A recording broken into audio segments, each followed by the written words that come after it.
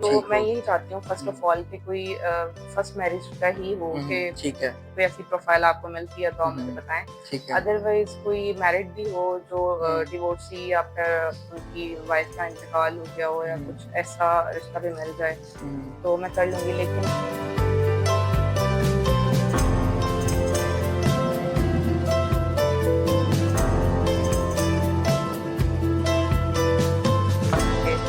Business करना है हमने आगे, मुझे ठीक अच्छे है। प्लान से सबके साथ रह के हम्म, और मेरी जो ये सारी चीज़ें हैं उनके लिए ही हैं, मैंने उनके साथ ही लाइफ गुजारनी है ऑब्वियसली।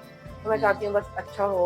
और एज वाइज की बात की जाए तो मुझे एज का भी कोई इतना प्रॉब्लम नहीं है। थोड़ी बहुत अगर उम्र ज्यादा भी हो तो कोई इशू नहीं है। जी बिल्कुल नहीं, बस मैच्योर होना चाहिए। ठीक है। ऑब्वियसली आपका ही घर होगा, ऑब्वियसली मेरा एक बहुत बड़ा रिश्ता उनके साथ जुड़ेगा। ठीक है। उसके बाद अगर उनकी फैमिली चाहे तो वो हम्म, मेरे साथ रह सकती है, कोई प्रॉब्लम नहीं है। ठीक है। रिस्पेक्ट के साथ मैं उनको रखूंगी अपने साथ, मेरे बड़े होंगे ऑब्वियसली।